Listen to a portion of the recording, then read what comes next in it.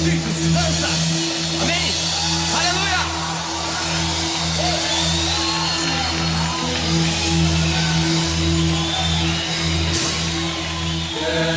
Canta, cristãos.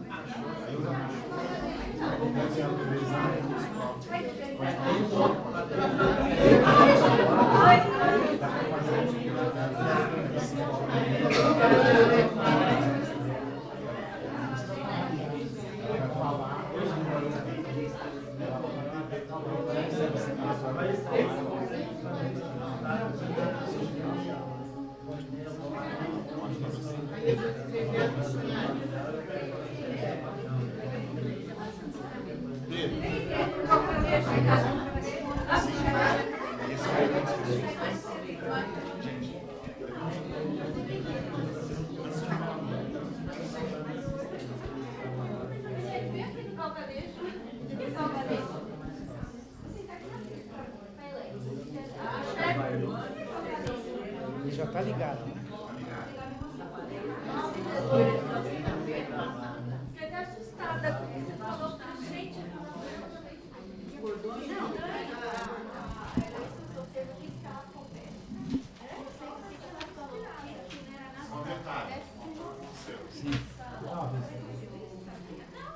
Pessoal, tem uma listinha aqui.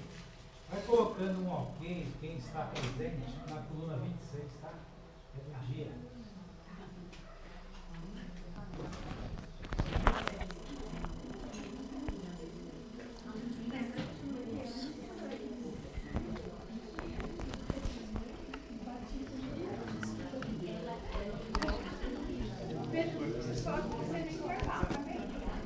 Ah, vai ter.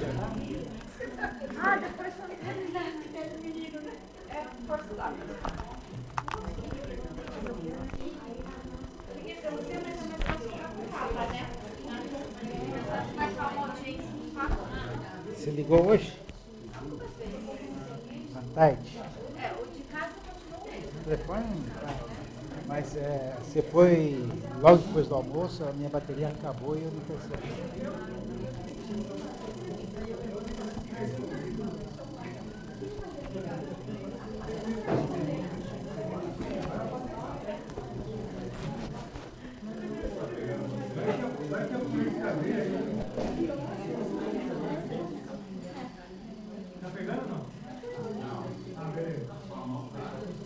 Ok, gente, boa noite.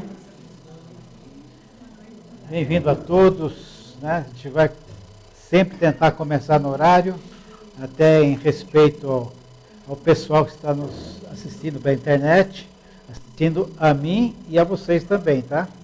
Porque o novo estúdio aqui permite isso. Então, cuidado com os seus... Né? Alguém dormir aí, vai aparecer lá. E ao pessoal de casa também, né? Ou do escritório, ou de algum lugar que possa estar nos assistindo, nossa boa noite. Vamos dar boa noite para eles, gente? Boa noite! Aí, todo mundo fica animado, né? Bem, se alguém tiver alguma pergunta aqui pessoalmente, levanta o braço antes. A gente entrega o microfone para o pessoal de casa também poder ouvir a sua pergunta e participar, tá? E pergunta sempre, quanto mais breve, mais objetiva, se você fizer, melhor. E ao pessoal de casa, pode mandar as perguntas que a gente não conseguir responder hoje, a gente vai respondê-las amanhã. Tá? Alguém também que se a gente não conseguir responder hoje, amanhã a gente vai responder. Ainda que a resposta seja, não sei, mas todo mundo vai ter resposta. Tá? Bem, nós estamos tratando esse tema aqui, depressão e possibilidades de solução. A ideia é fazer uma exposição, uma reflexão, não incisiva, não tanto objetiva, né? A gente não vai dar aqui nenhuma receita, a gente vai entrar nesse tema. Tá? E a proposta aqui, depressão, não é naquele sentido diagnóstico clínico, né? Então, o diagnóstico clínico ele vai dizer, olha, você está com depressão, você está com então, um ansiolítico, ou um antidepressivo, ou então se é um bipolar, não é essa a intenção, né? Não é de fazer um diagnóstico clínico, mas é tratar do mal-estar da alma de maneira geral. Né? Tristeza, angústia, todas aquelas coisas que nos deixam chateados, aborrecidos, coisa assim. Então, é algo bem simples. E as ferramentas que nós vamos também abordar aqui são ferramentas de ordem espiritual. Né? Então, não estamos confundindo isso aqui com uma palestra de psicologia ou coisa assim. A gente vai falar para quem está disposto a fazer uma jornada espiritual. Né? Então, a gente vai tratar dessas ferramentas disponíveis que nós temos, tanto para prevenir, como também para enfrentar, resistir e até vencer esse mal-estar que se apresenta em nossa alma. Ok? Com isso eu quero dar uma acertada na expectativa. Tá? Então, várias coisas hoje provocam, né, ou ajudam, aceleram, contribuem para o nosso mal-estar da nossa alma. Né? E um deles são as redes sociais. Né? As redes sociais têm o mundo próprio dela, um mundo bonito. Né? Tem um irmão que fala assim, ninguém posta piriri no Facebook. Né? Lá tudo é bonito. E quando as pessoas começam a frequentar as redes sociais, ela compara esse mundo virtual bonito, rajado, ensaiado, preparado, pensado, né, intencional, com o mundo real que está vivendo. Né? Todo mundo que sai de férias não deixa de postar na rede as suas férias. Né? Então, quando come um prato especial, vai lá, foto do prato especial, do passeio, etc. Né? Então, todo dia tem alguém de férias, todo dia tem alguém comendo um prato bonito, todo dia tem alguém, né, sendo promovido, enfim, ganhando uma coisa legal. A impressão, quando a gente olha tudo isso que se tem, é que todo mundo é feliz, menos eu, pobre de mim. Como é que pode? Todo mundo passeando, todo mundo no shopping, todo mundo namorando. E quando ainda termina o namoro, né, é com festa que coloca lá o novo status. Tem lugar aqui, tem 2 lugares aqui também. Pode ficar à vontade. Tá? Os últimos serão os primeiros. Né? Ou as últimas serão as primeiras. Então, o mundo virtual que está aí, ele fica confrontado com o nosso mundo real. Né? A gente está trabalhando, a gente não está passeando no shopping na segunda-feira à tarde, nós não estamos de férias numa praia, a nossa marmita é um feijão, é arroz e um frango. Né? Então, nossa, que chato, né? Todo mundo de boa e eu ruim. Mas uma das coisas que a gente podia também pensar que não é exatamente um Facebook, né? Não é a cara do livro, a sua cara do livro. Que lá, mas na verdade é mais um fake book, porque ninguém leva uma vida de Facebook. Bom, então, nessa de todo mundo mostrar o mundo real, o mundo feliz, os jovens do Imersão desse ano tem uma equipe lá que fez exatamente um trabalho assim. Né? Então, uma das jovens lá foi a piscina que tem lá em Sorocaba, está vazia, suja, detonada. Né? E essa jovem, então, entrou na piscina, deixou só a cabeça de fora assim, fez uma selfie e parecia a coisa mais linda do mundo. Né? Então, isso é redes sociais. Tá? Então, uma das sugestões, quando você começa a ficar muito para baixo, assim, deixa um pouco as redes sociais de lado. Faz um jejum nela, tal, você vai começar a ver a vida como ela é realmente. Tá? Isso vai te ajudar bastante. Então, o primeiro item é a nossa vida real e a vida virtual que nos oferece. Tá? Bom, além disso, nós temos também a questão econômica. Né? Todo mundo ganha bem. Todo mundo está legal. Então, algumas informações. Né? Não sei se... nós temos no Brasil 45 milhões de adultos que não têm conta bancária. E todas as consequências disso. Obrigado. E todas as consequências disso. Então, 45 milhões. A ideia é que todo mundo tem conta bancária. Mas não é assim. Né?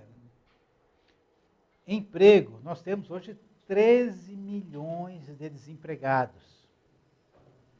Não é 1 ou 2. Você ganha mais de R$90 por mês? Tem 13 milhões e 200 mil pessoas que ganham menos de R$90 por mês. Tá? Se o seu patrimônio, somando a casa, o carro que você tem, o computador e outras coisas, soma tudo isso aí, vale mais que 320 mil reais, você está entre os 10% mais ricos do mundo.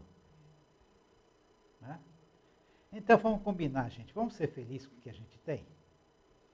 Tem muita gente que está bem mais difícil.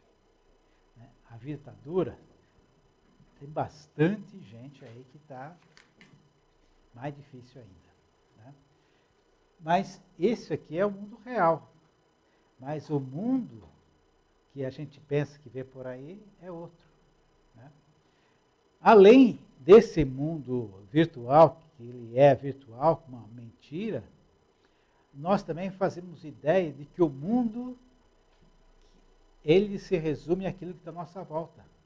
Parece que todo mundo tem computador, todo mundo tem celular, mas no Brasil tem mais celular do que pessoas. Então dá a impressão que todo mundo tem a sua linha celular.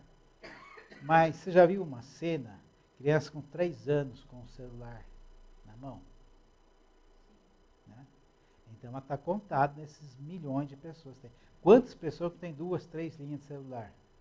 Também está nessa média. Então a impressão é que cada um tem a sua e sobra mais umas ainda. Tem muita gente que não tem. Ainda que o celular hoje seja o espelhinho de 500 anos atrás. O pessoal visitava os índios e trazia espelho para eles, esse presente. Né? Hoje o pessoal avança lá na Amazônia e para ludibriar os índios, dá celular para eles. Que parece que vai resolver a vida. Né? Bom, além de econômico, também podemos pensar um pouco e refletir um pouco nesse item que eu acho que é o mais importante ainda, que é a questão do amor. Né? Todo mundo liga o amor à felicidade. Felicidade e amor. Né? Mas com um detalhe, se eu sou amado, eu sou feliz. Né? Mas amor não tem a felicidade não tem a ver com o fato de nós sermos amados. Né? Ela tem a ver com o fato que se eu amo, não é aquele amor restrito ao romance do casal. Porque esse amor romance de casal que a gente vê nos filmes, né, nas novelas, é coisa de 2 séculos para cá, 3 séculos para cá no máximo. Ou então é uma história antiga reescrita com os olhos de hoje. Né? O seu Franco dizia que as novelas de época, tudo parece ser de época. Né? Então pega lá aqueles clássicos do começo do século passado, tal, tudo, o cenário, tudo mais tal. Aí fala assim, mas os beijos são atuais. As novelas são de época. Então, esse amor romântico casal, a gente pensa que o mundo sempre foi assim. Não, é coisa de pouco tempo atrás. Não tinha esse tipo de amor romântico. Né?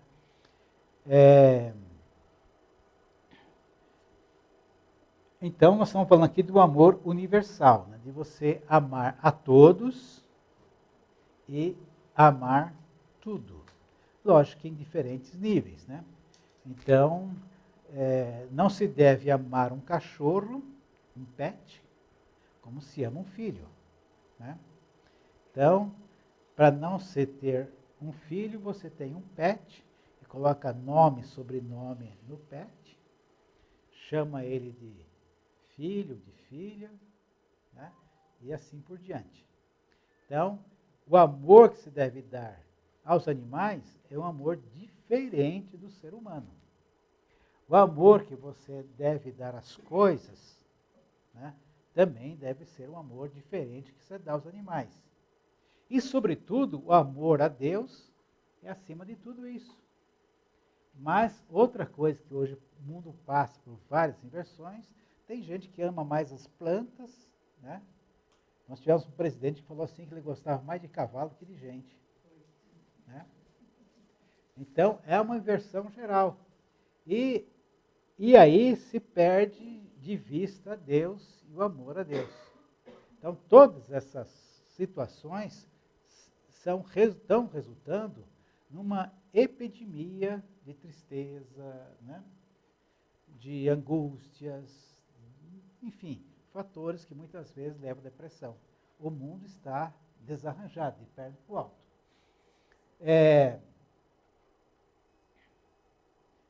Outra coisa também é o amor a si próprio. Isso é uma grande armadilha, né? Às vezes nós amamos alguém, ou uma criatura, ou algo, porque nós nos vemos nele, né? Então, a pessoa tem seu pet, porque aquele pet traz uma recompensa para ela. Né? Então, não é porque ela exatamente ama aquele pet, né? Porque se aquele pet nem desse bola para ele, nada, eu não ia ter assim tanto a afeição com ele, né? E às vezes a pessoa também ama outra pessoa, ela pensa que ama a pessoa, mas ama numa esperança de retribuição. Eu amo, faço bem, tudo mais, tal, porque aquela pessoa me retribui. Então, convém ficar perto, convém dar atenção, tal, porque eu estou me atendendo através dela. Né? É como se os outros fossem como um espelho para nós. Né? Bom, Deus é amor. Gente, quando for mais ou menos umas 8h40, 45, a gente vai fazer um intervalinho de 5 minutos, tá? Para nós aqui e o pessoal de casa também poder tomar sua água, etc. Então, aguenta aí. E quem tem a paçoquinha aí, come a paçoquinha para não dormir, para dar energia. Tá? Bom, a questão de Deus e do amor. Então, São João, na carta dele, resumiu uma definição para Deus, se assim posso dizer, muito feliz e muito simples. Lá tem uma frase seguinte: Deus é amor. Ele põe um ponto e não explica. Deus é amor. Né? Então, o que isso significa para a nossa vida? Deus é amor. Eu estava revendo um dia desses Paulo Freire, então uma pergunta era para ele é a seguinte: você é otimista? Ele falou assim: eu sou otimista, mas eu não sou otimista por opção. Eu resolvi ser otimista porque ser otimista é melhor do que ser pessimista, faz bem à saúde ou coisa assim e tal. Então, escolhi várias coisas, vi várias coisas e escolhi ser otimista. Não, eu sou otimista, eu acredito, eu tenho esperança. E esse otimismo meu é uma coisa, olha só que palavra bonita para a gente usar, hein? Ontológica. Né? Esse otimismo faz parte do meu ser, é inerente em mim. Eu só consigo ser sendo otimista. Eu existo, né? E a minha existência é uma existência otimista. Né? Então, eu sou otimista. Estou falando de Paulo Freire, que é uma coisa mais fácil de entender, para falar dessa frase, Deus é amor. Então, não é...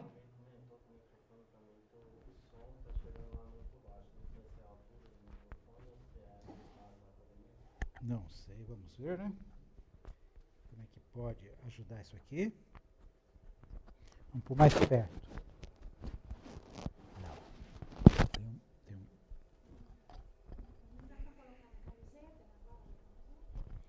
Acho que aqui vai dar agora. Pode ficar por dentro? Vai na casa do botão aqui.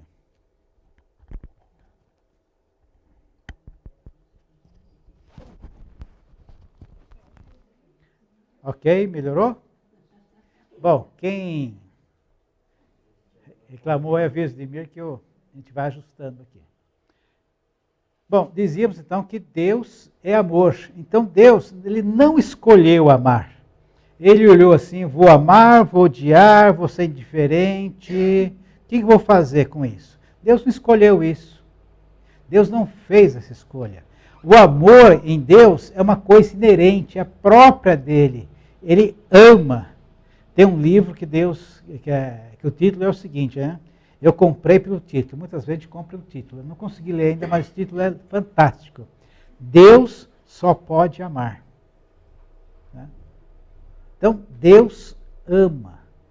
E essa é a base, é por onde que Deus transita, por onde ele anda, por onde que ele age, ele toma as decisões dele, é unicamente, exclusivamente em amor.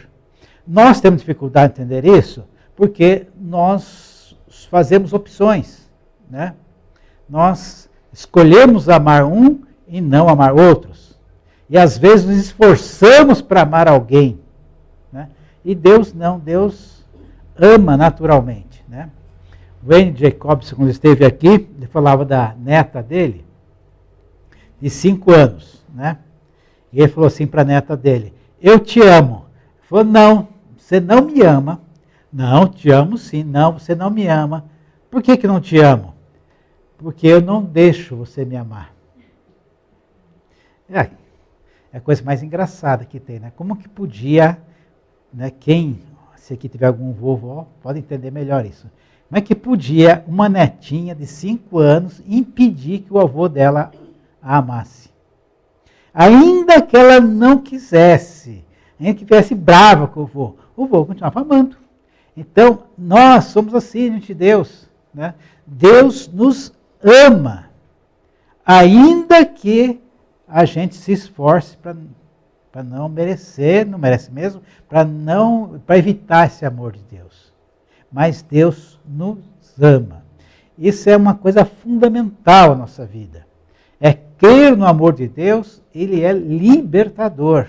A gente não duvidar do amor de Deus é a nossa cura, é a cura da nossa alma. Deus nos ama. Ainda que eu não mereça, ainda que eu pise na bola, ainda que aconteça alguma coisa que não é possível, né? Tem o Roberto Carlos, aquele contador de história de Minas Gerais. Não sei se vocês já leram, já ouviram sobre ele. Ele era um menino órfão, né? Acho que estava num abrigo e tal. E uma senhora adotou, levou para casa e tal. E ele era acostumado a sempre confrontar, brigar, tudo mais e tal. E essa mulher acolheu ele em casa do nada. E ele começou a desconfiar, né? Falou, não é possível. Né? Nunca ninguém me tratou assim, isso não é verdade, isso não existe. E provocava sempre tal situações e ela não desistia dele. Um dia ela saiu de casa e ele ficou sozinho em casa, ele abriu todas as torneiras da casa e tampou todas as saídas de água. E arrumou as coisinhas dele lá, as trouxinhas dele lá numa malinha e ficou esperando a senhora chegar. Né? Quando a mulher veio, o carpete, tudo ensopado, tudo molhado, tudo mais tal, ele falou assim, agora ela briga comigo e me manda embora. Né? E não aconteceu isso. Ela chegou, mas Roberto, o que aconteceu? O que é isso? Tudo mais, tal. Vamos fechar essas torneiras aqui, tal. Mas só não vai mandar embora? Por que vai mandar você embora? Então, nós funcionamos igual esse garoto, Roberto Carlos. A gente chega a um ponto, a gente é tão ruim, a gente é tão assim, a gente não acredita. Não é possível Deus me amar. Mas Deus ama, porque Ele não escolheu te amar. Ele ama por uma questão do ser dele, é um ser de amor. Né? Bom, e Deus, então, é a fonte de todo amor. Esse amor que vem de Deus, esse amor que a gente chama de amor ágape, que é um amor sacrificial, que vai além dos méritos do outro e tal, esse é o amor que vem de Deus. O amor que é enganado, aquele que eu amo esperando retribuição do outro e tal, esse não é o amor. Não é o amor que vem de Deus. Então, amar nos liberta de nós mesmos. Por quê? O amar tira a gente do foco. Né? faz a gente crescer. Como que a criança se sente? A criança, o mundo inteiro está a serviço dela, né? Se ela chora, todo mundo corre, né? Está com fome, é só chorar que resolve. Se está molhado, é só chorar que resolve. Não gostou de uma coisa, resolve. E ela vai crescer naturalmente assim. Tudo é meu, tudo é meu, tudo, né? Se quer ver duas crianças brigar, é só colocar um brinquedo ou dois brinquedos no meio, né? Eles estão crescendo já, continuando a imaginar que o mundo está em torno dela. E a verdade não é essa. E quem não desenvolve vai pensar a vida inteira desse jeito, né? Então, toda vez que ele não é atendido, depois de adulto até, ela vai sentir-se frustrada, vai ficar triste, né? Perdi meu brinquedo, tomou meu brinquedo, tal, e já não é mais para isso. Agora, a pessoa, quando ama, dá preferência para o outro, tira o foco de si mesmo, e isso passa a ser uma libertação. O pastor Jamé fala que a pior companhia nossa, que nós podemos ter, é nós mesmos. Pior conselheiro, né? Quando Deus fala assim, de te amar a Ele sobre todas as coisas, com toda a alma, com todo o coração, com todas as forças, eu pensava isso o seguinte, mas parece que Deus, né, cometeu um deslize aí, né? Parece que deixou aflorar um certo egoísmo aí, né? Todo mundo quer que vocês me amem. Aliás, vou mandar que vocês me amem, né? Mas, na verdade, Deus não está preocupado com Ele, né? Ele não vai ser mais nem menos se nós o amarmos ou não amarmos, né? Ele continua sendo Deus, simplesmente. Mas é uma medida de segurança, uma medida protetora para nós. Se nós voltamos nosso amor para Deus, a gente, primeira coisa, vai se livrar de idolatria. A gente não vai amar um bicho, não vai amar uma pedra, uma planta, uma pessoa tal, como se fosse Deus. E mais ainda, eu não vou me amar acima de todas as coisas, né? Eu vou saber que nem tudo é meu. Eu vou saber que as coisas não giram ao meu redor. E isso é tremendamente libertador. Porque se você pensa que tudo gira ao teu redor, quantas vezes você vai ser frustrado no dia? Né?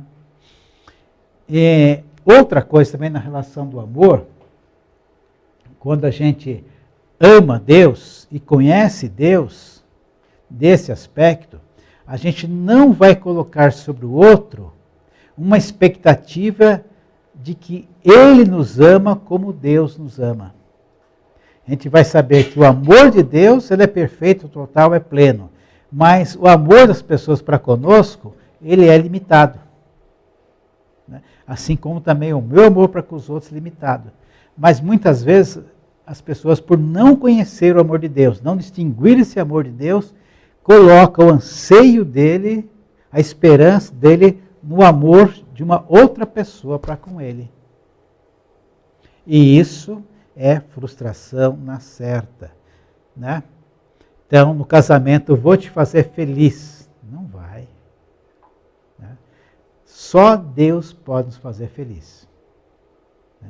Você nunca vai ocupar o lugar de Deus na vida de outra pessoa. Não tem como. Né? Então, de tudo isso, nós também precisamos nos perceber amados. Nós precisamos nos deixar ser amados. Né? Não podemos ser como a netinha lá, eu proíbo você de me amar, eu não vou deixar você me amar. Não, nós temos que perceber amados. Né? E quando a gente fala assim, mas se ninguém me ama, que eu vou perceber isso? Ok, é uma escola isso. Né? Primeira coisa, é perceber-se amado de Deus. Se nós não conhecemos Deus como amor pleno, como amor inerente, um amor próprio dele, que ele ama mesmo, se eu não crer nisso, como que eu vou pensar? Eu vou pensar quando vai chegar as dificuldades que Deus agora não está me amando, né? Deixou eu nessa fria aqui. Deixou eu nessa confusão. Me deixou nesse problema. Não. Deus continua amando. Então, perceber esse amor de Deus. Ele é o caminho, perceber o amor de Deus é o caminho para entender os outros amores, se assim podemos falar.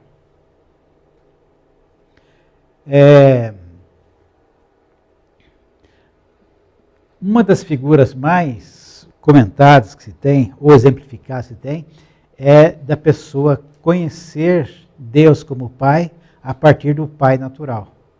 Lógico, tem um caminho por aí. Mas se esse fosse o único caminho, tinha gente que estava perdida, porque tem uns pais que não foram pais. Agora vamos pensar o seguinte, conhecer o nosso Pai natural a partir do Pai celestial. Então vou conhecer o amor das pessoas para comigo, conhecendo o amor de Deus. Deus usa pessoas para mostrar o seu amor para comigo. Né? Como que eu posso me apaixonar, assim dizer, por alguém que eu não vejo? Né? Como vou assim sentir o amor de Deus? Deus vai dar demonstração do seu amor para comigo e eu vou estar envolvido nesse amor com alguém que eu não vejo. Né? Gente, para ficar mais simples, todo mundo aqui já se apaixonou alguma vez na vida, já foi apaixonado, sabe o que é isso? Sabe? Né?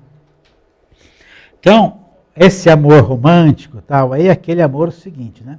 Como se que não quer pensar na pessoa, mas ela faz questão de visitar seu pensamento. Né? Você não está pensando, mas se virou esquina, deu de cara, dá um calafrio, né? Gela a barriga, o sangue vem tudo aqui para a face, assim tal. Então, esses são sintomas. Mas você está vendo alguém concreto, né? Que quando você pega um texto que a pessoa lê, não é somente um texto, né? A voz vem junto. Então, isso é um amor natural, que todo mundo conhece. Né? Agora, Deus usa as pessoas, através dessas pessoas, me amar. E também me usa para mostrar o amor dele a outras pessoas. E quando eu entendo esse amor de Deus, eu consigo então entender, né, que eu sou amado. E mais ainda, consigo entender as limitações que a pessoa tem para transmitir o amor de Deus para comigo.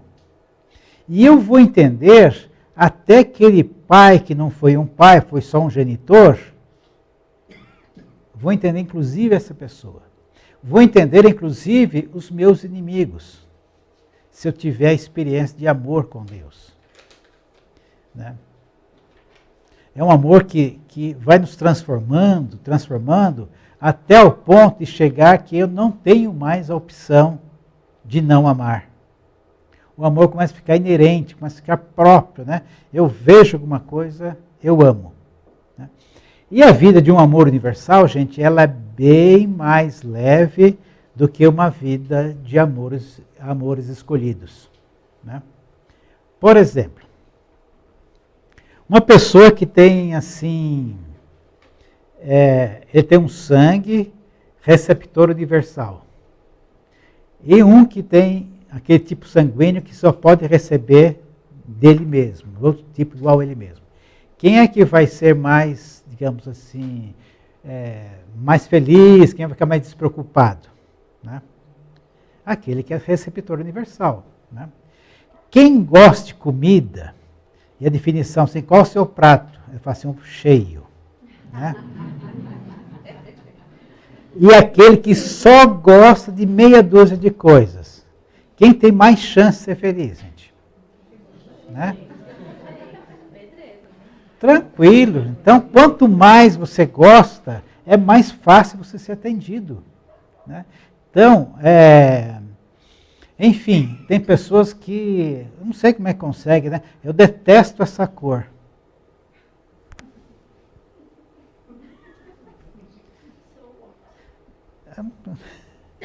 como assim, né? Essa cor, o que ela te fez, né? Agora, então, se uma pessoa elege uma ou duas cores, se ela vai comprar roupa, vai fazer alguma coisa, ela está ali sempre restrita àquilo lá. Se é uma pessoa que não tem essa preocupação, todas as cores lhe agradam, ela vai ser mais fácil, né? Então, se nós amamos, a gente tem mais facilidade de experimentar, ter experiências com amor, do que ter um amor seletivo. Que, na verdade, quando o amor é seletivo, ele não é o verdadeiro amor. Eu seleciono aquele amor que me faz bem. Então, eu estou amando a mim mesmo, o meu egoísmo. Agora, o amor, quanto mais universal ele for, mais eu percebo. Então, coisa assim. Tem pessoas que, para considerar que Deus falou com ela, tem que ser um profeta que chegue e fala, coloque as mãos e fala assim, diz o Senhor. Aí falou comigo. E tem outros que estão na janelinha do ônibus, vê uma cena lá, tal assim, pronto. Né? Entende Deus. Né? Uma aula que um professor que não está nem aí, acorda do dia, dando aula lá de matemático, mas daqui a pouco conta um exemplo lá, tal. Nossa, isso aí parece a Trindade. Né? Deus fala, quanto mais aberto a gente estiver, mais Deus fala. Então, o amor que nós temos que buscar, ele é universal. E quanto nós mais amarmos, mais suscetíveis nós estamos para a cura.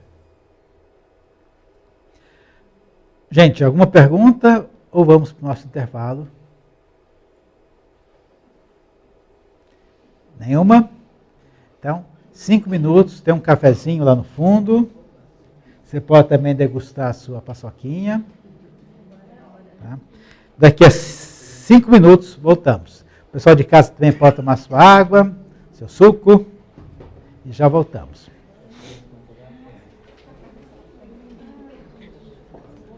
Sim. É rápido, mas é hiper importante. Nós quando tivemos a reunião da minoridade a semana passada, e nós estávamos conversando, a gente achou interessante, neste ano, nesse encontro, permitir que os encontristas, nossos idosos, trouxessem alguém da sua confiança, do seu círculo de convívio, para participar com eles. É uma forma de exercer paternidade, né? A gente achou essa ideia interessante. E também pensamos na possibilidade de você ministrar sobre paternidade. Em que sentido? No sentido de se deixar ser amado. Porque o que a gente tem percebido nos últimos encontros? É exatamente isso que você mencionou. Eu não quero ser peso, não quero trazer problema para minha filha, para o meu filho, para o meu genro. Por mais que a gente insista nisso, que existe uma fase de transição e ela entende, natural, como fazer isso de uma maneira leve. Mas a gente sabe que a sua agenda é ocupada. A gente viu lá em novembro, né? Tem reunião de homens, tem o concílio e depois tem o nosso encontro, que vai ser 23 e 24 de novembro. Pensar nessa possibilidade. Eu acho que dá assim. Se eu olhar melhor, mas se eu não estou enganado, acho que o meu compromisso mesmo é só com o primeiro domingo de novembro e eu consigo.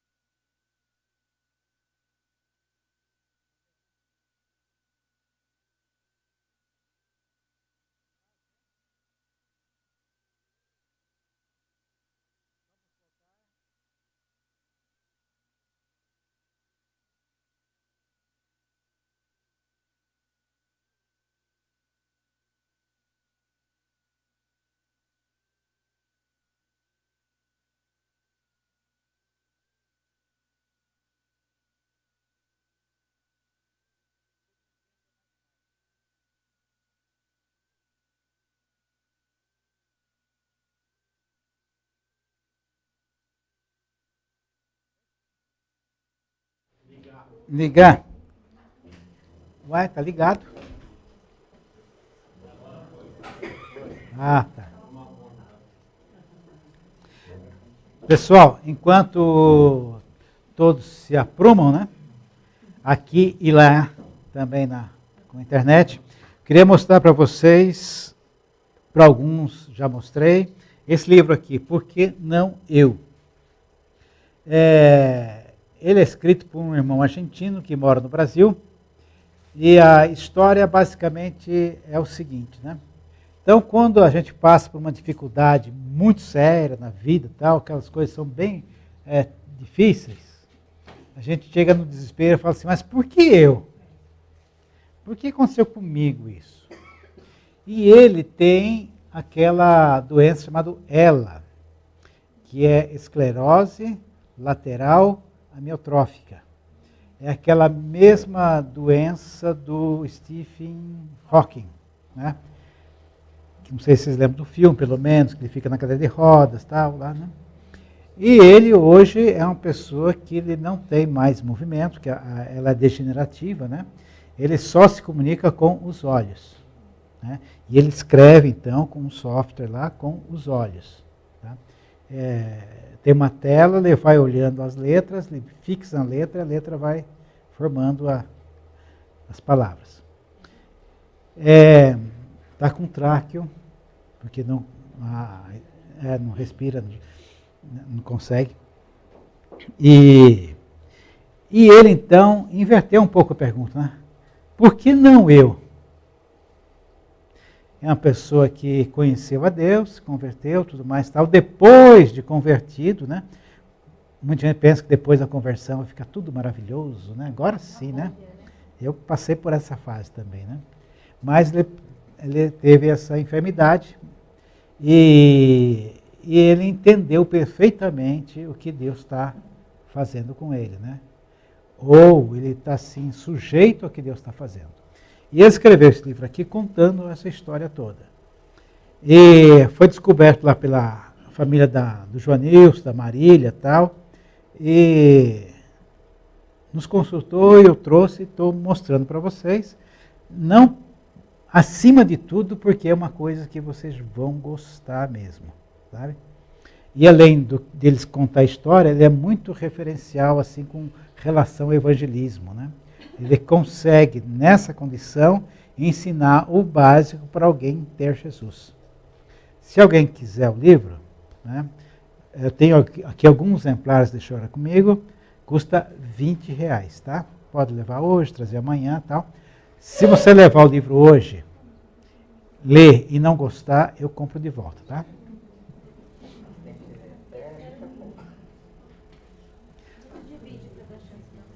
Tá.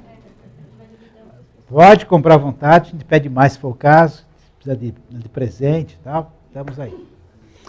Ok, isso posto, no final, então, depois vocês podem procurar aqui, tá? A gente vai, então, falar de um outro aspecto. Esse tema que eu vou tratar agora, eu tinha em mente deixar ele por último. Última parte, o último dia. Mas considero tão importante que eu trouxe ele para antes, para a gente poder, talvez, se tiver alguma dúvida, alguma coisa, a gente poder fazer alguns trabalhos em cima dele nesses 2 dias ainda, tá? Falar sobre a oração incessante, né? Então, quando eu lia lá Paulo falando aos Tessalonicenses, orai sem cessar. O que eu imaginava que era orar sem cessar? Primeiro, pensar qual a definição, o que eu achava que era orar. Era falar com Deus. Era assim, bem ingênuo, bem simples, falar com Deus. Então, era eu ficar fazendo um discurso, um monólogo para Deus, falando. Mas, se eu orar sem cessar, ficar o tempo todo falando com Deus, eu não vou dormir, não vou comer, não vou conversar com as pessoas, tudo mais tal, isso é loucura, né? Mas depois você vai melhorando um pouquinho mais e vai entender que orar não é só você falar, não é um monólogo. É um falar de diálogo, né? Então você fala com Deus, Deus fala com você. Deus te escuta e você escuta a Deus. Bom, aí já melhorou, né? Eu almocei com uma pessoa ontem que ela queria conversar comigo. Então vamos almoçar junto, coitado. Eu terminei meu prato, falei, agora eu vou pegar mais para você comer um pouquinho, porque o prato estava cheio ainda. Ele estava falando e eu comendo. Então é dialogar com Deus. E o que é dialogar sem cessar? Então Paulo fala lá em Tessalonicenses de orar sem cessar, e acho que fala com relação a Timóteo também, ou a Tito, que ele fazia incessante orações. Falava também que um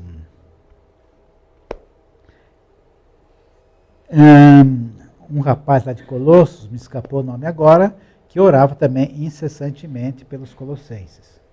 Então, e a gente vê que eles faziam muito mais coisas além disso. Né? Então, orar, uma oração incessante. O que vem a ser isso? Então, pegar pelo outro lado, para nós chegarmos lá na oração incessante. Bom, pensamento recorrente. Né? Recorrente é aquilo que volta, né? Looping, né? Uma escada, uma roda gigante, ela fica fazendo looping. Né? Quando o pessoal ia no Play Center, no antigo Play Center, então tinha lá um brinquedo que fazia um looping, né? Um trenzinho lá. E assim vai. Então o looping é isso, né? Às vezes você vai ligar o computador, ele não liga. Ele fica fazendo looping, passando toda hora no mesmo lugar. Mas não acende, né? Então, isso também acontece com o pensamento recorrente. Ele sempre presente, sempre presente. Você está na sala, está aqui pensando, bom, vou para a cozinha. Chega lá, está lá te esperando. Né? Oi, você chegou? Né? Então, olha eu aqui outra vez. Né? Oi, querida, estou aqui. Né? Então, esse é o pensamento recorrente. Você não quer, mas ele está se instalando, se instalando, se instalando. E ele, uma vez presente, ele impede que o nosso pensamento flua de maneira linear. Que o pensamento é você junta uma coisa com outra, conclui, junto com outra coisa, vai concluindo e vai avançando. Né? Ou então aquela leitura que você faz no ambiente conturbado, que você chega lá no último parágrafo e fala, o que eu li? Não li nada. Aí você volta através do primeiro parágrafo. E volta, e volta. Chega uma hora que você desiste. Nesse barulho não dá. Né? Então, ele impede que você prossiga. Né? E ele mistura também o imaginário. O imaginário parece que tem dimensão real. Né? Então, às vezes você pensa, começa a fazer conta à noite. A gente começa a fazer conta. Aí no travesseiro começa a fazer conta. Começa a imaginar soluções de problema. Né? E aqueles problemas assim tão grandes. Né? O Cláudio Conte, ele fez o pós-doutorado dele, né, ou o doutorado que está fazendo. Um dia ele resolveu para mim mostrar para mim a tese dele, né? Doutorado em física quântica. Eu sei que eu mal acostumava com aquela forma de matemática com um incógnito, dois incógnitos, tal, já começava a apanhar, né? E ele começou a mostrar a primeira página, a segunda, terceira, tal, não tinha acabado a fórmula ainda. E eu explicando com paciência, com quem estivesse entendendo tudo. Né? Então, tem pessoas que às vezes ficam fazendo conta à noite, né? A conta do orçamento, quanto que gastou, quanto vai gastar, somando coisas. Né? E nisso o sono vai embora. Às vezes, tipo aquele pensamento detetive, né?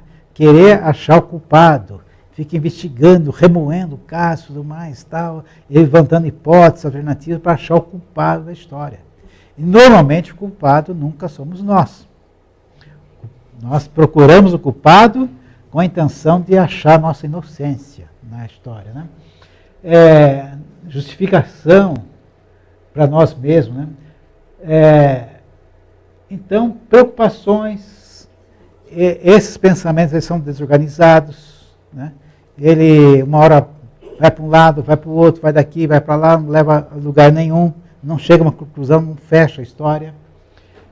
Causa estresse, muitas vezes produz autocomiseração. Coitadinho de mim, eu sou vítima, né? Ninguém me ama, ninguém me quer, todo mundo é contra, tudo acontece comigo, né? Sabe aquele personagem que a nuvenzinha negra vai acompanhando ele onde vai? Hein? É. Enfim, essas coisas todas que vão, né? E tiram nosso foco, tiram nossa atenção. Está conversando com a pessoa não está presente, né? Está lá pensando na tudo isso. Esse é o pensamento recorrente, ele está sempre presente, sempre presente. Às vezes é uma preocupação real, que vindo a solução depois desaparece, né? Quantos problemas nós enfrentamos na vida que eles foram resolvidos e você passou por isso, né? Então, digamos, você marcou a data do casamento. Aí depois tem toda a aplicação natural do casamento, né? Onde a casa, onde vou morar, móveis, isso, aquilo, tudo mais e tal. Mas à medida que você vai resolvendo essas coisas, vai se restabelecendo outra vez. Vai chegar o filho, né? Então preparar como receber esse filho. Chegou, tudo mais tal, o filho cresceu, né? Essas preocupações foram embora. Tem outras preocupações que elas ficam presentes, algumas imaginárias, algumas que não têm nenhum sentido na vida. Então, pessoas que acham, às vezes, que elas são um estorvo, né? Então, estou aqui, por exemplo, a Heloísa está olhando para mim, eu vou pensar assim, a Heloísa quer ver o quadro e eu estou atrapalhando, estou estorvando, né? Aí eu mudo para cá, puxa, mas agora estou estorvando a Sueli. Entende? Então, tudo na vida ele se acha assim, né? E isso, ninguém está preocupado, mas ele acha que está todo mundo preocupado com ele. Então, são coisas imaginárias, mas que impedem a gente, né?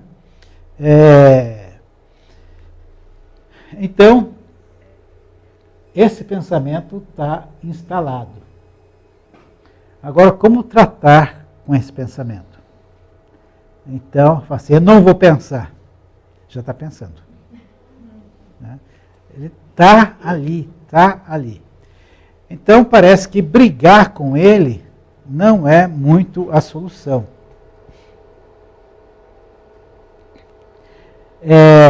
Então, numa situação dessa, a gente não vai tentar controlar o incontrolável. Muitos dos pensamentos estão presentes em nós, porque nós queremos controlar alguma coisa que não está no nosso controle. Você quer controlar amanhã, mas se eu ficar desempregado amanhã, não sabe se vai ficar. Você não tem controle sobre isso. Se você ficar desempregado, aí você pode pensar nisso, mas por enquanto não, né?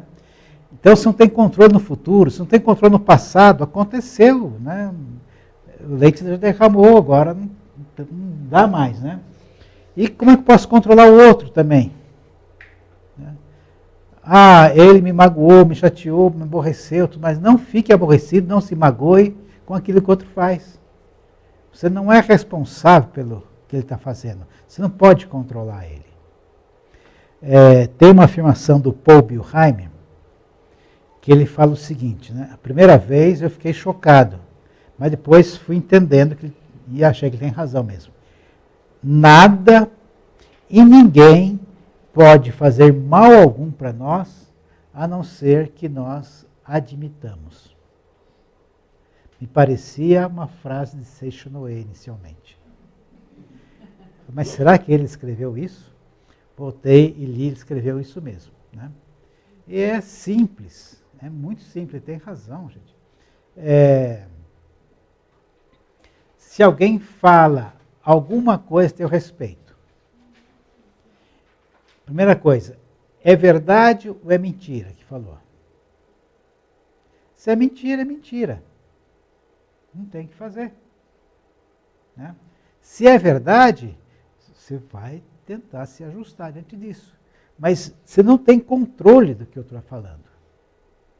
Não dá para controlar. Nós temos controle do que falamos, mas não controlamos o que o outro ouve sequer. Né? Quando a pessoa, você falou isso, eu falei isso?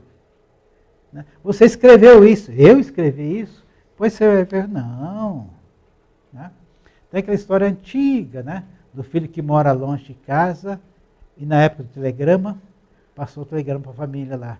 Pai, manda dinheiro. O pai pegou o telegrama, bravo, né? Telegrama, para quem não sabe, não é o Telegram, não é o Telegram do Moro, é telegrama. Você mandar pelo correio o menor texto possível, que se pagava por palavra. Então você põe uma carta aqui hoje, se for no Rio de Janeiro, vai demorar uns 8 dias para chegar na mão da pessoa. Mas o telegrama é o seguinte, você ia na agência, entregava o telegrama, ele telegrafava para lá, mandava mensagem e lá o carteiro já entregava na casa. Lá. Então é mesmo, bem quase que instantâneo. Quase que online.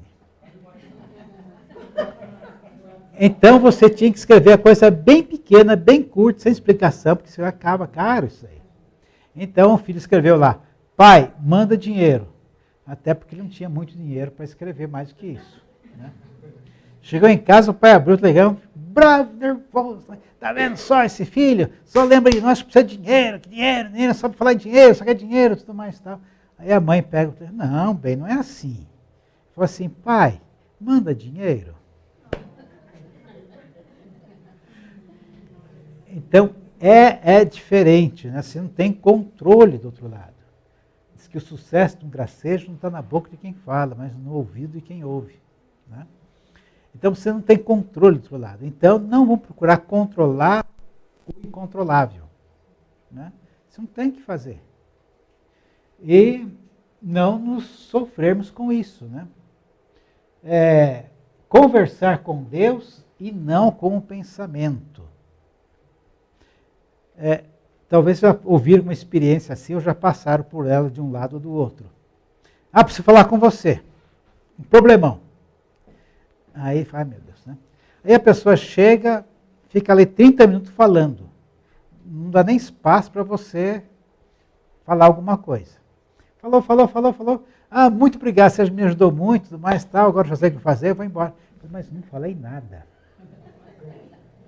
Mas por quê? Só o fato de falar, de você fazer uma exposição, te obriga a organizar o pensamento.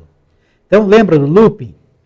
Agora que eu vou expor isso, eu vou pegar o looping e fazer ele caminhar. Então só o fato de eu ter que falar já me organiza. Então começa daí. Então, se eu vou orar, vou falar com Deus, tem que ter um mínimo de coisa, né? Às vezes faz uma oração tão vaga, Senhor, tu sabes que eu preciso. Ele sabe mesmo, mas ele quer te ouvir. Né?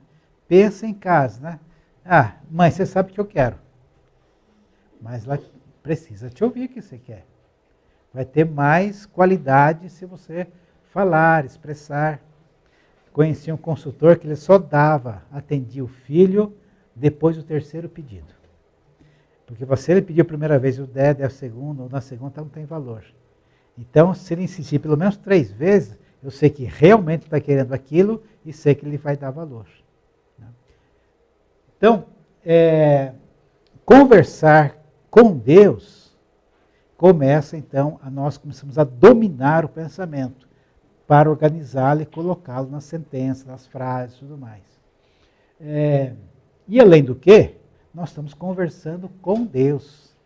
A oração, ela tem o poder, principalmente, de mudar a gente. Nós precisamos ser mudados, nós entramos em oração, nós começamos a compreender as coisas e mudar. Se nós mudamos o pensamento, mudamos nossa vida.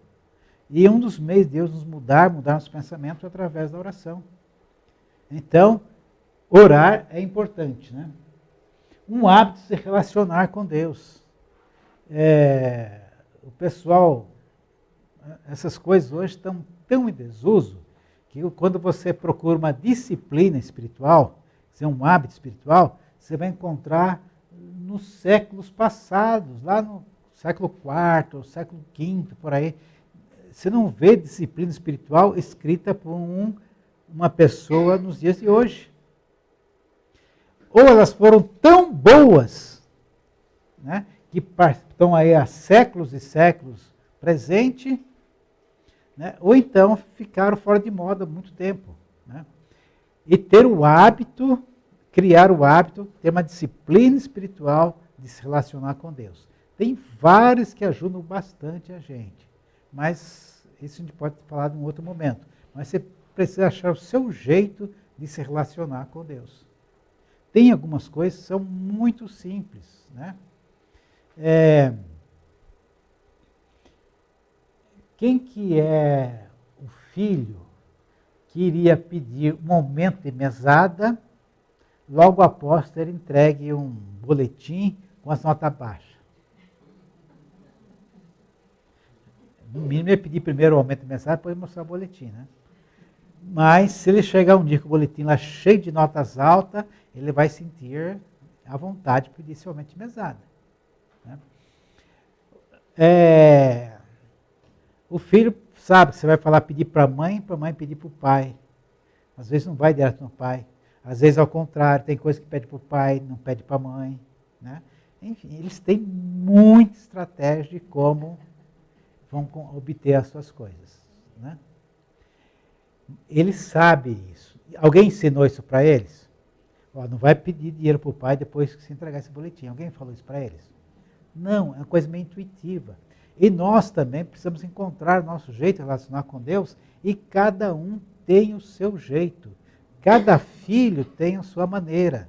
E Deus conhece a todos nós. Se eu for imitar o outro, não vai dar muito certo. Tem que ter valor para mim, né?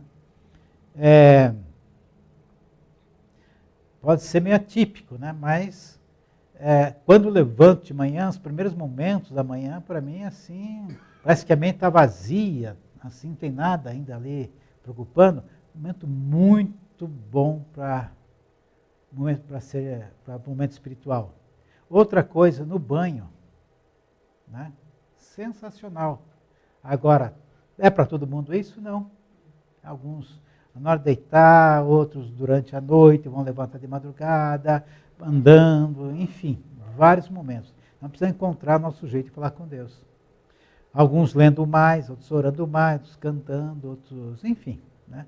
Você tem um jeito de você tocar em Deus. Mas importante é criar um hábito, né? Não é falar com Deus hoje, depois nunca mais, aí outro dia que tropeçou, fala outra vez. Não, é constantemente, diariamente. Mais do que isso, né? Quanto mais você falar com Deus, melhor. E se tem o pensamento recorrente, então, a oração é incessante. Toda hora que ele bateu lá, não sai da sala para ir para a cozinha. Na sala mesmo você já ora a Deus a respeito da sua preocupação. Consciência corporal. Normalmente, a questão das questões da alma, elas estão muito... Aliás, mente e alma é uma coisa muito próxima, né? Acho que quase não tem como se separar uma coisa da outra. Apesar de que a mente pode ser uma coisa que o cérebro, em termos de cérebro, pode ser aberto, tudo mais tal ali, mas como aquilo funciona a produzir coisa além de raciocínio. Com o cérebro você aprende 2 mais 2 é 4. Mas por aí também passam emoções, tristeza, angústia, alegria, passa tudo por ali. A gente fala em coração, né, ou fala nas entranhas, mas o coração fisicamente é uma máquina só, né? Nós temos algo, parece que o coração está acontecendo aqui dentro, né? As sensações estão aqui dentro. Então, pessoas que são muito, digamos, voltadas para o cérebro, muito ativas com o cérebro. Tem pessoas que falam assim, olha, tem esse 3 metros de pedra aqui, precisa levar para lá. Ele vai pegar, dar 5 voltas, 10 voltas com o carrinho de mão para lá, tudo mais tal, e vai terminar e falar assim, e agora, o que eu faço? O outro vai levar o primeiro carrinho e voltar, falar, não aguento mais, estou cansado. Tem pessoas que você é capaz de ler um livro de filosofia desse tamanho, tudo mais tal, e continuar esperta ainda. O outro, depois que leu as primeiras páginas, já... não aguenta, o cérebro também cansa. Então, para quem tem muita atividade cerebral, ele precisa saber que ele também tem um corpo. Então, as sensações, consciência corporal ter as sensações. Coisas simples, né? A mente trabalha, não quer se desligar de nada, anda descalço, no chão frio. E sinta o chão frio na sola do pé. Pise no jornal. Sinta a sensação de pisar no jornal. Ande na terra. Né? Quem não está acostumado a descalço vai andar assim, sentindo cada pedrinha no chão. Né? Mas faz isso, você vai lembrar, eu não tenho só cabeça, nem só cérebro, só alma, eu tenho pé também, e meu pé tem sola. Né? A hora do banho, né? Entra num banho gelado, e depois vai esquentando ele. Né? Sinta a sensação. Né? Na hora do banho quente, né? Não é só tomar o banho em si, preocupado em outra coisa. Né? Não, pensa um pouco no seu corpo, sente lá o calor da água. Né? Comida tem cheiro, gente. Né? Às vezes chega no portão de casa e fala, hoje tem tal coisa. Comida tem cheiro. Mas às vezes a gente come por obrigação, para matar a fome. E não sente o cheiro, não sente sabor, não sente nada. Então, as sensações que nós temos, né? Parar para ouvir. Nós usamos um ouvido muito utilitário. Uma hora parar, sentar, como se fosse uma atividade mesmo. Né? Porque ouvir você pode ouvir, pode falar, andando, fazendo outras coisas. Mas pare só para ouvir. Mas não sentar por uma música e ouvir aquela música. O que você está fazendo agora? Estou ouvindo música. Sabia que antigamente era assim? Né? Então, estava ouvindo um jovem, né? Falando que um dia ele chegou em casa, o pai dele estava sentado no sofá, ouvindo música, né? Pai, o que você está fazendo aí? Estou ouvindo música. Ué, tem que sentar para ouvir uma música? Não pode fazer outra coisa? Tudo mais, tal, botar um fone, sabe o que? Então, é isso, né? A gente parar para fazer algumas coisas, a gente faz automaticamente. Então, isso é ter noção de corpo. Se a gente não faz essas coisas, parece que nós somos um cérebro voando por aí. Ajuda muito. A atividade física, lógico, naquilo que é possível, no seu alcance, né, faça. Né? Mínimo que seja, subir escada em vez de elevador, né? Sentir que à noite que você fez alguma coisa, né, que seus pés estão aqui reclamando com uma dorzinha e tal, isso faz bem. Né? Então, atividade física atividade artística. Gente, muito das pessoas que passaram problemas assim psicológicos difíceis eram grandes artistas. Né? Então, pessoas que pintam, pessoas que fazem outro tipo de arte, escritores, músicos. Né? Então, mesmo que você não... tipo assim, bom, a arte mais importante é a música, a escrita, a pintura, tal, mas um bordado é uma arte. Um desenho é uma arte. Porque aquilo que te envolve, te entrete, que te atrai, você gasta tempo e não percebe, esse tipo de arte. Para ninguém. Precisa ser, né, vou fazer uma música para gravar um CD. Não. Né? Música para você e Deus. Só.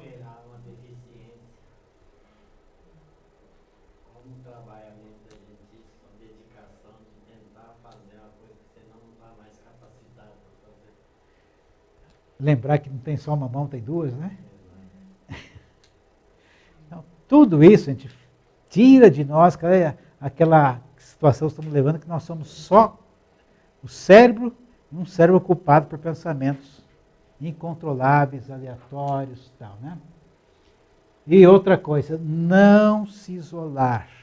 Mantenha a vida familiar ativa. Mantenha a vida comunitária ativa.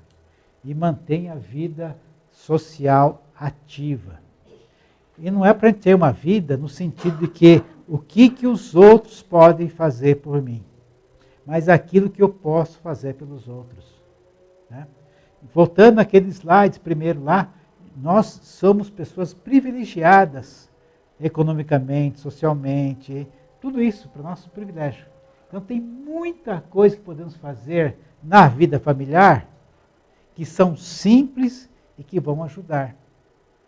Né? Desde tarefa de casa, lavar uma louça, arrumar uma casa, o que for possível, tal, né? Coisa familiar, você está interagindo. Né?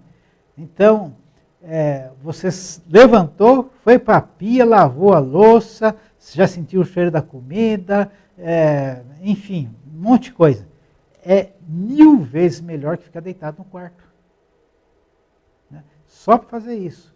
Agora imagine se você pôde, então, ajudar diretamente alguém de casa. Né? É muito comum, às vezes, ouvir uma queixa assim, eu fiquei assim, mas ninguém me visitou. E a pergunta fatal que eu faço, vocês vão saber agora, e você visitou quem? Então, não é ficar esperando a visita a te ver. Faça você a visita. Eu estou sozinho, ninguém vem me ver. Né? Bota os sapatos, tudo mais tal, e vai ver alguém que você gostaria que viesse ver. Faz um bem danado. Muito bem, né? Ações a favor de outros. Pergunta, gente? Ó. Quem pediu é a Maiara. É uma coisa que eu vi um tempo atrás no trabalho. A gente estava... Hoje as empresas são muito preocupadas com isso, né? E teve uma sessão no meu trabalho de mindfulness, de meditação, das pessoas aprenderem a tirar as coisas da cabeça, assim, igual você está falando aí. E falaram bastante disso que você falou, de consciência corporal, de ter um almoço, de você pensar naquilo que você está comendo, de pensar nas pessoas que cozinharam, de tudo isso que você falou. E teve uma coisa que eles falaram que eu achei que é bem interessante, que para mim fez muito sentido numa época e que eu quero trazer de volta, que é escrever o que você pensa. Então, tirar da cabeça só sentimentos, pensamentos e colocar no papel, porque às vezes você consegue tanto liberar, né, o sentimento que você está, né, passando, alguma coisa, e também ideias, né, de coisas que você pensa em fazer, só que você não coloca no papel, você não fala com ninguém, só fica na cabeça, e aí fica naquela desorganização. Então, eu achei legal para complementar. Muito bom. Valeu. Alguém mais?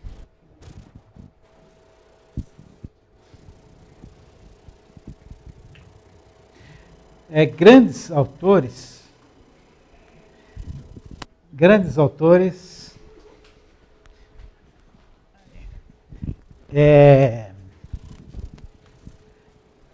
a gente vendo eles, parece que são assim pessoas sobrenaturais, né? Alguns autores.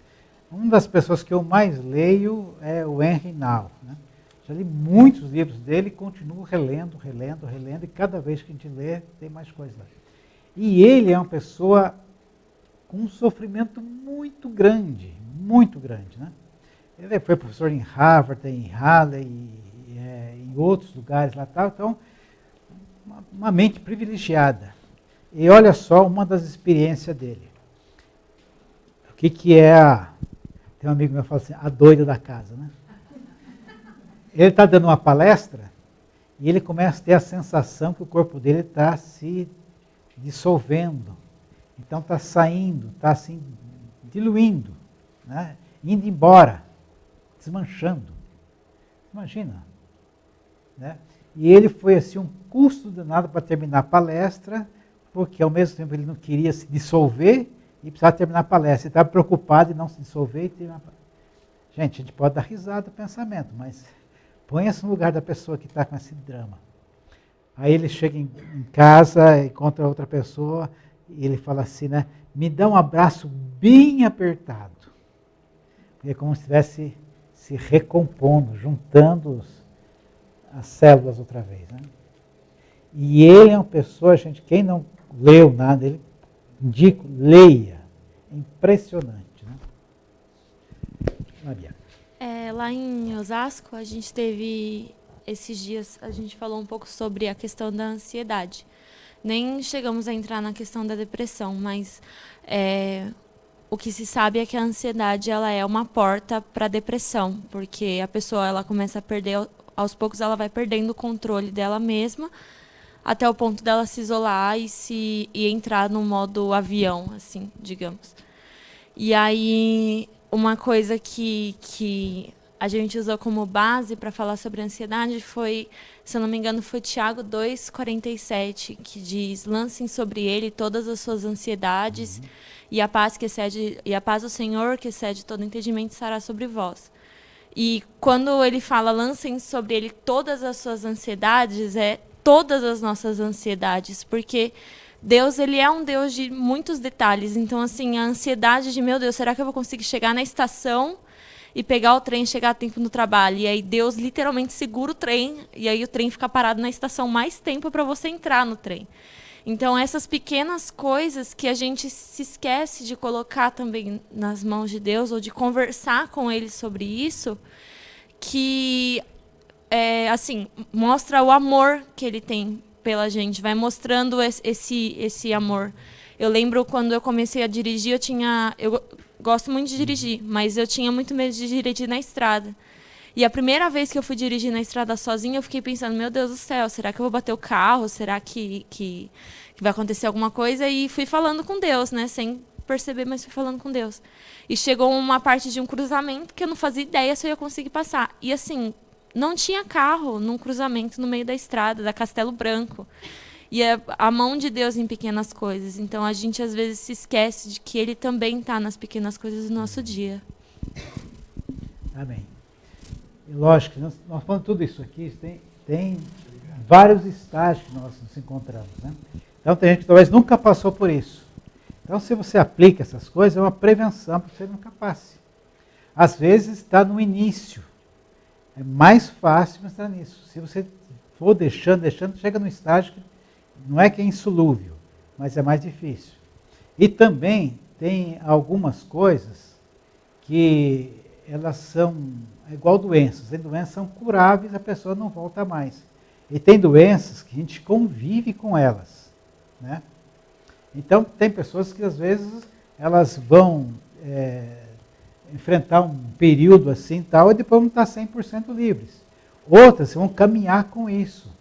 Agora, ela caminhando sabendo que tem recursos para andar nisso, para enfrentar isso, é outra história para não chegar num ponto final indesejável, né?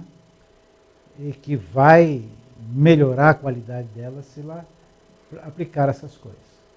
Dentre elas, eu diria que esse hábito da nossa relação com Deus é uma das principais coisas. E, às vezes, a gente fala muito de a gente ser espontâneo com Deus, tal, é verdade. Mas o hábito, ele permite a espontaneidade. Primeiro, disciplina, né? Então, como se for dito, a dirigir. Quem dirige, primeira vez que você senta no carro, o instrutor fala, você tem que regular o retrovisor, acertar os espelhos laterais, acertar a distância do banco, verificar se está neutro o câmbio, depois ligar a chave, ligar aqui a seta, verificar lá se vai sair carro, não vai, tirar o pé devagarzinho da embreagem, depois engatou, e pisar devagarzinho no acelerador, e olhando, tudo. Nossa! Quantas operações tem que fazer? Depois que você aprendeu, você faz isso sem pensar. Então, disciplina espiritual, no começo, ela é mais complicada. Você tem que falar, bom, pode botar relógio, vou fazer 15 minutos, né? Aí deu 5 minutos, falou, bom, acho que está terminando. Você olha lá, tem 6 minutos só, né? Mas não levante. Ah, eu já terminei. Não, continue lá, para você disciplinar um pouco o seu corpo. Recomece outra vez, tal. Primeira vez que... Aí vai chegar um momento que, de repente, falou, nossa, tem que trabalhar, tem que fazer isso. Já passou os 15 minutos, mais que isso, né? Você vai adquirindo prazer, mas tudo tem um começo. Tudo tem um começo. Mais uma coisa, gente, que eu vou falando, hein? Vocês não falam? Acho muito válido, assim, Microfone. Esse também é um hábito, tá, gente? Dentro de todos esses assuntos tratados, assim, muitas vezes nós esquecemos da promessa de Jesus. Importa que eu vá. Depois que eu for, eu vos enviarei o Consolador. A gente esquece que tem um Consolador morando em nós. Nos deixando, você falava há pouco das visitas. Ah, se alguém viesse me visitar, você tem um Espírito Santo dentro de você, você está esperando que outro alguém venha te consolar.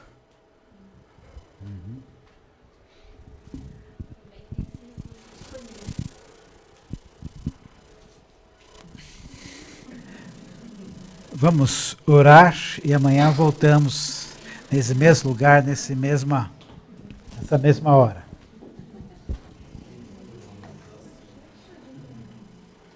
Se você daqui para amanhã tiver alguma pergunta, tudo mais tal, não se intimide, né? Traga para a gente aqui que isso ajuda a gente a nos direcionar, ter um norte para o nosso assunto.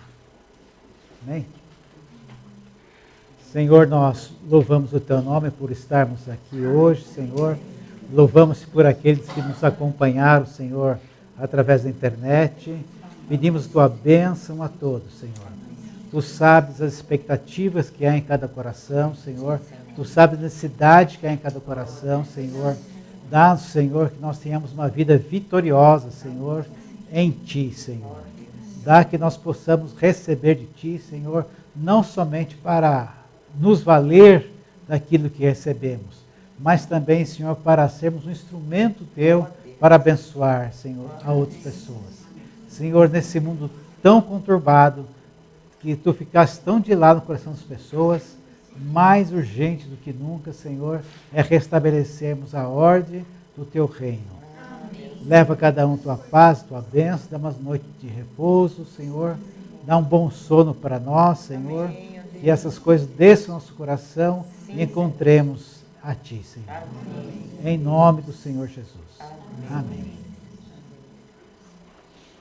É isso, gente. Vamos em paz, o Senhor nos acompanhe. Vai vir mais ainda depois. Pega na quarta-feira, você pega completo.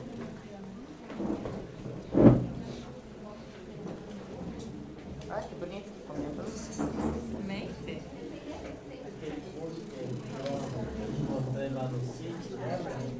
Sim.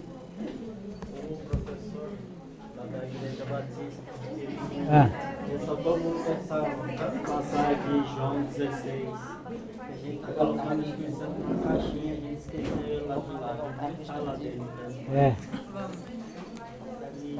E essa ansiedade dessa situação, sabe, a gente não pode isso, sabe? Você não está morando em você e se dá o direito de ficar deprimido, é uma afronta contra Deus, sabe? Ele deu um remédio, você abre mão do remédio. como diz o Everton, nada a ver ficar sem Espírito Santo. Olha, Fê, no WhatsApp eu te mandava pelo WhatsApp. O quê? Manda por e-mail. Pedro, Oi. pergunta. Eu não sei se você vai chegar lá, mas então eu posso...